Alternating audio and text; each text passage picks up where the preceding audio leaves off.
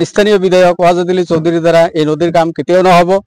মই সেইকাৰণে খুবই দুঃখিত, কারণ এনেকুৱা বিধায়ক হওয়াতকৈ নোহোৱাই ভাল।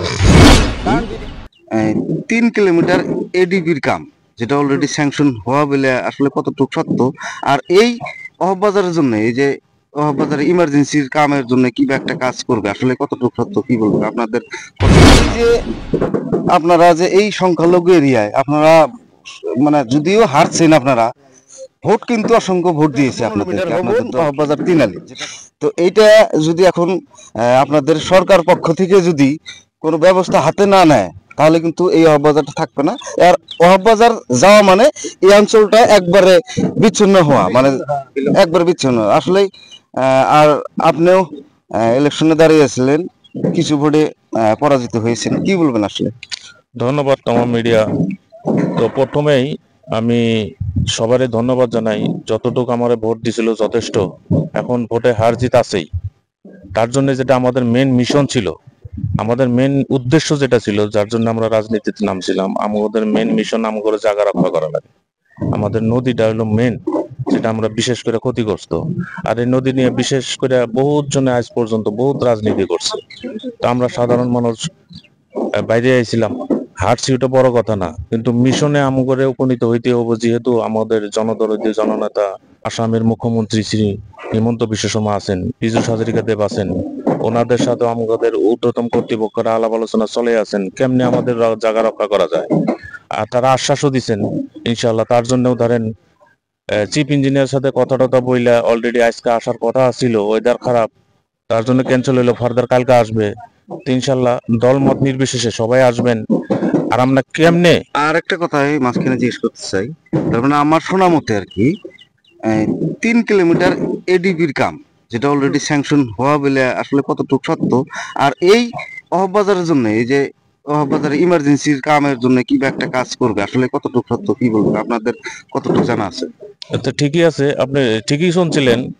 এখন আমাদের যেটা মানে আমাদের বলে ঝড়ির মুখে পেলা, ইমার্জেন্সি যেটা ভাঙতাছে, ইমার্জেন্সি একটা মানে যেটা কাজ করতে লাগে, এই কাজটা ইমার্জেন্সি কালকে চিফ ইঞ্জিনিয়ার আইসা অলরেডি। আর যেটা এডিবির কাজটা, ওটা ঊর্ধ্বতম কর্তৃপক্ষের সাথে ডিপার্টমেন্টের বিভাগের, তো ওনারাও কথা দিল আইসা কালকে ইমার্জেন্সি যেটা করতে লাগে করবে। আর যেটা ওই যে আপনার 3 কিলোমিটারের কথাটা, ওটাও মাপজো কালকে হয়তো উনি নিজে চোখে পর্যবেক্ষণ কইরা ওটাও খুব ফার্দার খুব তাড়াতাড়ি স্টার্ট করবে ইনশাল্লাহ, কোনো টেনশন নাই। হ্যাঁ, হারছি জিতছি ওটা পরের কথা, কিন্তু আমাদের মূল উদ্দেশ্য যেটা ওটা প্রথম রক্ষা করা লাগবে। তার জন্য আমি সবার করজোরে অনুরোধ করি যে আপনারা সবাই এখানে রাজনীতি করেন। আপনারা যে এই সংখ্যালঘু এরিয়ায় আপনারা মানে যদিও হারছেন, আপনারা ভোট কিন্তু অসংখ্য ভোট দিয়েছে আপনাদেরকে, আপনাদের দলকে, যেটা ভাবার অতীত। আপনি কিছু ভোটে হারছেন, এমডিসি প্রার্থী কিন্তু 10,000 কাছাকাছি ভোট পেয়েছেন এই সংখ্যালঘু এরিয়া থেকে, একটা আশাই দিয়েছিলেন। তো আপনারা যদি এই বৃহৎ সমস্যা নদী ভাঙন সমস্যাটা আপনারা যদি সাথে থাকে লাগিয়ে থাকে হয়তো এই সমস্যাটা সমাধান করেন, নিশ্চয়ই রাইজ আপনাদেরকে দেখবে। তো আসলে কি বলবেন? না ইনশাল্লাহ এটা ফাইনাল। আমাকে যে বইলা গেলাম আমি, আগামী দিনেও মানে গত দিনেও আমি যেরকম সাথ দিছি, আগামী দিনেও ওরকম সাথ দিব। আমাদের যেহেতু সর্বপক্ষীয় জননেতা, জনদরদী জননেতা, গরিবের বন্ধু, জানেনি শ্রীযুত হিমন্ত বিশ্ব শর্মা আমাদের সাথে আছে সবসময়। পীযূষ হাজারিকা অলরেডি কথা দিছেও ফকিরগঞ্জের জন্য, ইলেকশনের আগ দিয়ে যে ফকিরগঞ্জ মই ভালো একটা চেষ্টা করি, ওনার মুখ দিয়ে নিজেই কইছে আর কি। এটাই করজোরে অনুরোধ, কালকে সবাই আসেন সুস্থভাবে, অ্যাটলিস্ট অহবাজারটা বর্তমান কেমনে রক্ষা করা যায় ওইটার প্রচেষ্টা হাতে নেই নিয়ে, যেটা এডিবির কাজটা চিফ ইঞ্জিনিয়ার নিজে মুখেই শুনবেন কি বলে। আর ওটাও অলরেডি মন্ত্রী হিসাব কয়ে গেছে, বিগত দিনেও কয়ে গেছে, ইদানিংও একটা কিবা আলাপ হয়েছে আর কি, ওটা ওনার মুখ দিয়ে বলবো ইনশাল্লাহ, কোনো টেনশন নাই। ওটারও প্রসেস অলরেডি হাতে নিয়ে ওটারও স্টার্ট করবো। তো আপাতত যেটা কাজ ওটা কালকে স্টার্ট করার জন্য ইনশাল্লাহ চেষ্টা করুন। তো সবাই দল মত নির্বিশেষে কালকে বাইরে আসবেন ইনশাল্লাহ।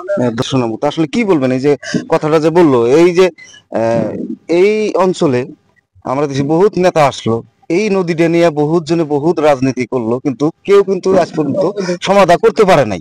তো এনারাও আসা হয়তো বিজেপি দল থেকেও আসা বলতেছে যে আমরা সমস্যাটা সমাধান করবো। তো আসলে কি বলবেন এই বিষয়ে?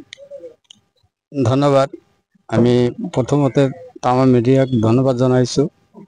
মই সদায় তামাম মিডিয়াৰ যিবিলাক মানে ভিডিঅ' মানে ক্লিপ কৰে সেইবিলাক মই চাওঁ আৰু সদায় আশা কৰি থাকোঁ যে ইহঁতে যিটো উদ্যোগ লৈ আছে এই উদ্যোগত হয়তো ইতিমধ্যেই চৰকাৰ পক্ষ মানুহ আহি মানে ইয়াতে কিছুদিন আগত কাম ষ্টাৰ্ট কৰিছিল। তেতিয়া আমি আশা কৰিছিলোঁ যে ইয়াৰ দ্বাৰা হয়তো আমাৰ যিটো নদী ভংগনৰ যিটো প্ৰচেষ্টা সেইটো প্ৰতিৰোধ হ'ব। ইতিমধ্যে ফকীৰগঞ্জৰ পৰা কাম ষ্টাৰ্ট কৰিছে।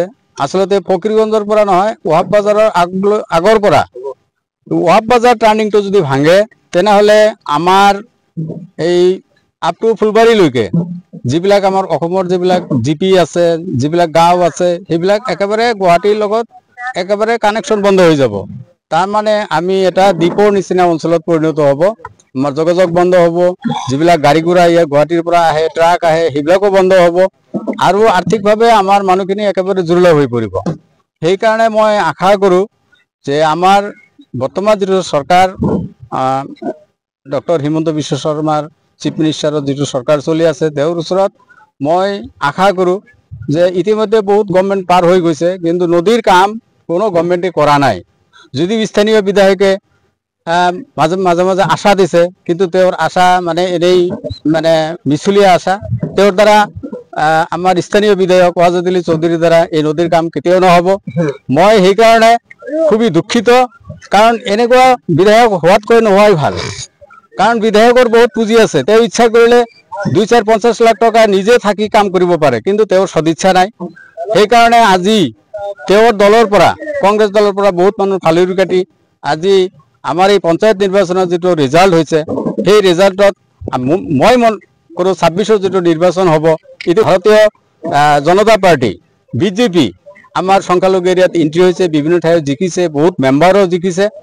আমি স্থানীয় যুৱক হিচাপে, এজন শিক্ষিত মানুহ হিচাপে মই চৰকাৰৰ ওচৰত মোৰ বিশেষ অনুৰোধ, যাতে আমাৰ এই ৱাহাব বাজাৰটো ইমাৰ্জেঞ্চি কিবা কাম কৰি যাতে প্ৰটেকশ্যন কৰিব পৰা যায়, তাৰ কাৰণে মই মোৰ সৰু ভাই ৰবিয়াল হক, তেওঁ বিজেপিৰ পৰা ইলেকশ্যন কৰিছিল, তেওঁকো মই অনুৰোধ কৰিছোঁ আৰু বিভাগীয় কৰ্তৃপক্ষক মই অনুৰোধ কৰোঁ যাতে ইমাৰ্জেঞ্চি এই ৱাহাব বাজাৰ প্ৰটেকশ্যন কৰাৰ কাৰণে আৰু ইয়াৰ ওচৰে পাজৰে যিবিলাক নদী ভাংগন আছে সেইটো প্ৰটেকশ্যন কৰিব পাৰিলে আমাৰ এই এৰিয়াৰ মানুহে দলমত নিৰ্বিশেষে কালি আহিব লাগে আৰু এই দলৰ কাম কৰিলে বহুত সুফল হ'ব। সুফলৰ ৰিজাল্টটো 26ত পোৱা যাব, এইটো খাটা, ইয়াত কোনো সন্দেহ নাই। সেইকাৰণে মই কৰ্তৃপক্ষ আৰু বিভাগীয় মন্ত্ৰী নাইবা আসাম চৰকাৰক মই অনুৰোধ কৰোঁ যাতে ইমাৰ্জেঞ্চিভাৱে যেনেকৈ আমাৰ ৰবিয়াল চাহাবে ক'লে সেই হিচাপে যাতে কামটো আগবাঢ়ি লৈ যাব পাৰে, তাৰ কাৰণে মই আশা ৰাখোঁ আৰু এইটো চৰকাৰক অনুৰোধ জনাই মই ইয়াতে মোৰ